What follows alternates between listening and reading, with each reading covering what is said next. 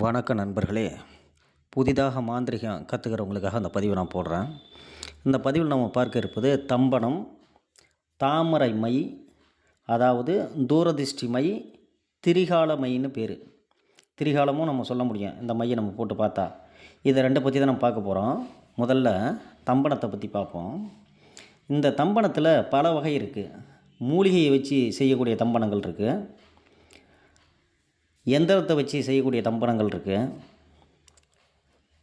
மந்திர உருவை மட்டும் சித்தி செய்து செய்யக்கூடிய தம்பனம் இருக்குது.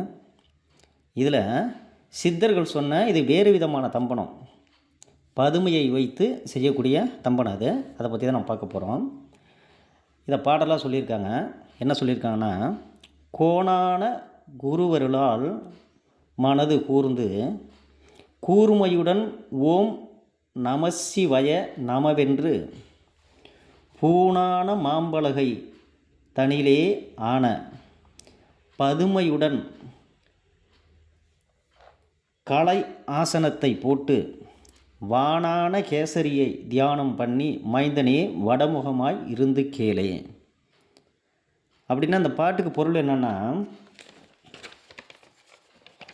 கோணான குருவருளால் மனது கூர்ந்து, கோணான குரு என்றால் குருவிற்கெல்லாம் குரு, ஆதிகுரு சிவனை குருவாக நினைத்து மனதை ஒருமுகப்படுத்தி ஓம் நமசிவாய நமவென்று மாம்பலகையில் ஆசனம் போட்டு அந்த ஆசனத்தில் அமர்ந்துக்கணும். மாம்பலகையிலேயே பதுமை செய்து வச்சுக்கிட்டு முறையாக பூஜை செய்து, பூஜையை முடித்ததுக்கப்புறம் வடக்கு முகமாக இருந்து மகாவிஷ்ணுவை தியானிக்க.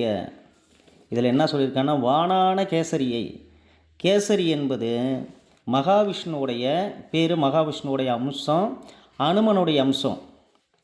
ஆக மகாவிஷ்ணுவை தியானிக்க 48 நாட்கள் தியானம் செய்தால் இது சித்தியாகும்.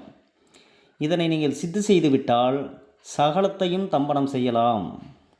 சத்ரு தம்பனம், அக்னி தம்பனம், ஜனதம்பனம், பேய் பிசாசு தம்பனம், அனைத்தையும் தம்பனம் பண்ணலாம். இது சித்தர்கள் செய்து கைகண்ட முறை. இதை நீங்கள் செய்து பயன்பெறுங்கள். அடுத்ததாக தாமரை மை. இது தூரதிஷ்டி மை, திரிகால மைன்னு சொல்கிறாங்க. இதை எப்படி செய்கிறது அப்படின்னா, பார்க்கவே இன்னும் ஒரு சூட்சுமம் கேளு, பரமான மூலியடா ஆர்தான் காண்பர், ஏற்கவே சொல்லுகிறேன் புலத்தியா கேள், இலசான தாமரையின் கொடியை வாங்கி தீற்றமுடன கொடியை உலர்த்தி சுத்தி நல்ல சிவந்த மட்டுக்குள் இருத்தி மேலே சுத்தி சேர்க்கையுடன் நெய் நனைத்து தீபமேற்றி தீபத்தால் எரிந்து அது கரியாகும் காணே. காணவே கரி எடுத்து கல்வத்திலிட்டு கருவான பேரண்ட தைலத்தாலே பூனவே ஈராறு ஜாமமாட்டி புத்தியுடன் அதுக்கு நிகர் ஜவ்வாது சேர்த்து தோணவே மத்தித்து சிமிழியில் வைத்து சுத்தமுடன் சர்க்குருவை தியானம் பண்ணி போலவே புருவனடு சுழியின் மீது பிலமான மையெடுத்து திலர்தம் போடே. போடப்பா திலர்தமது போடும்போது திறனமாய் நின்று மனதறிவால் போட்டால் சூடப்பா கொண்டேயாகி கண் திறந்து தூரங்கள் காணுமடா சுழி கண்ணோட்டம் நாட்டப்பா தூரதிஷ்டி விபரமெல்லாம் நயனமதில் தோணுமடா நந்தி வாழ்வு தானேயப்பா அவ்வாழ்வு யோக வாழ்வு சிவயோக வாழ்வினில் நில்லே. இந்த பாடலுக்கான பொருள் என்னன்னா, இலசான தாமரையின் கொடியை கொண்டு வந்து நல்ல சருகு போல் நிழலில் காய வைத்து நல்ல சிவந்த சட்டி அல்லது மடக்கு, அதாவது பானை மூடி இருக்குல்ல, பானை மூடி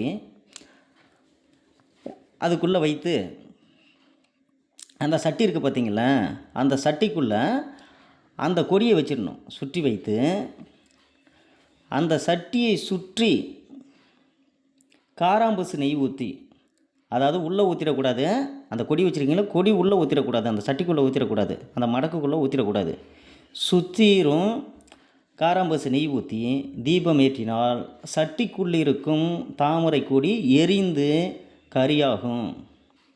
அந்த கரியை எடுத்து கல்வத்தில் இட்டு முட்டையுடைய வெள்ளைக்கரு, அதாவது பேரண்ட தைலம்னு சொல்கிறாங்க பார்த்தீங்களா, அண்டம் என்றால் முட்டை தான். அது முட்டையோடைய மஞ்சக்கரு யாரும் இதுக்கு பயன்படுத்த மாட்டாங்க, வெள்ளைக்கரு தான்.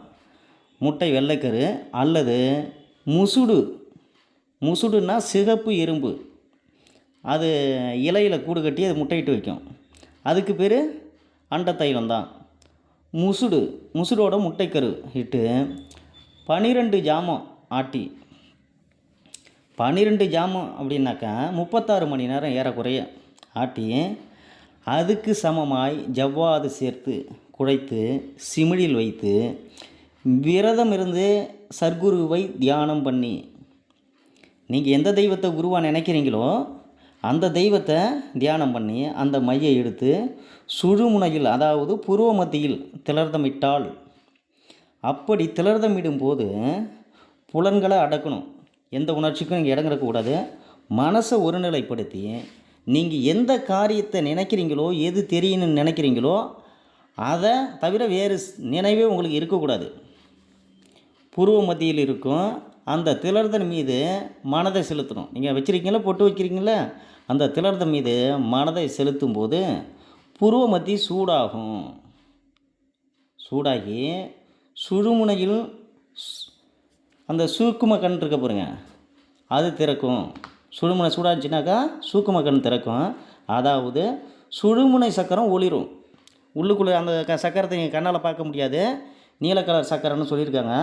அந்த சுழுமுனை சக்கரம் ஒளிரும்போது தூரம் காணுமடா சுழி கண்ணோட்டம். நீங்கள் எந்த தூரத்தில் எந்த தேசத்தில் என்ன நடக்க போகுதுன்னு நீங்கள் நினச்சாலே அது உங்களுக்கு தெரியும். என்ன பண்ணணும், புருவமத்தி சூடாகிற அளவுக்கு மனசை ஒருநிலைப்படுத்தணும். அந்த திலர்த்தம் வச்சுருக்க இடத்த நீங்கள் அதில் மனசை நிறுத்தணும். எவ்வளவு தூரத்தில் எது நடந்தாலும் அது உங்கள் கண்ணுக்கு தெரியும். முக்காலத்தையும் நீங்கள் சொல்ல முடியும், முக்காலமும் உங்களுக்கு தெரியும். இந்த நிலையை நீங்கள் தக்க வச்சுக்கிட்டீங்கனாக்கா, இதே நிலையில் தொடர்ந்து பயிற்சி எடுத்துகிட்டு வந்தீங்கனாக்கா, நீங்கள் இந்த யோக நிலையிலே இருந்து பழகிட்டிங்கன்னா நீங்கள் குறி சொல்கிறதுக்கோ மற்றவங்களுக்கு உபகாரம் செய்கிறதுக்கோ நீங்கள் இதை பயன்படுத்துகிறீங்க, இந்த திலர்த்தத்தை பயன்படுத்துகிறீங்க.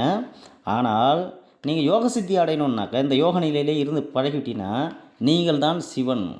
யார் எங்கே வந்தாலும் கண் திறக்காமலே இவங்க எதுக்காக வர்றாங்க, இவங்களோட காரியம் என்ன, இவங்களுக்கு என்ன நடக்க போகுது, எதெல்லாம் நடக்கும் அப்படிங்கிற அனைத்து விஷயத்தையுமே நீ சொல்லிடலாம். அப்படிப்பட்ட ஒரு அற்புதமான மைவித்தை தான் அது. இந்த மையோட பிரயோகம் முக்காலத்தையும் காண்பதற்கும் குறி சொல்வதற்கும் மாந்திரிகத்துக்கு மட்டும் பயன்படக்கூடியது மட்டுமல்ல, உங்களுடைய வாழ்வில் இறைவனை கண்டடைந்து இறைவனோட இரண்டரை கலந்து நீங்கள் முத்தி அடைவதற்கும் இந்த பிறவி பிணியை கடப்பதற்கும் இந்த மை நல்ல வழிகாட்டுதலாக இருக்கும். அதுக்கு உகந்த காரியங்களை செய்யும். இந்த மையை நீங்கள் பயன்படுத்தி மாந்திரிகத்தையும் கடந்து இறைவனோட இரண்டரை கலப்பதற்கான முக்தி வழியை நீங்கள் கண்டடைய வேண்டும் அப்படின்னு கேட்டுக்கொள்வதோடு, மற்றவர்களும் பயன்படும்படியாக இந்த மையை அவர்களுக்கு பிரயோகப்படும்படியாக செய்யும்படியாக உங்களிடம் கேட்டுக்கொள்கிறேன். நன்றி, வணக்கம். அடுத்தடுத்த காணொளியில் நாம் சந்திப்போம்.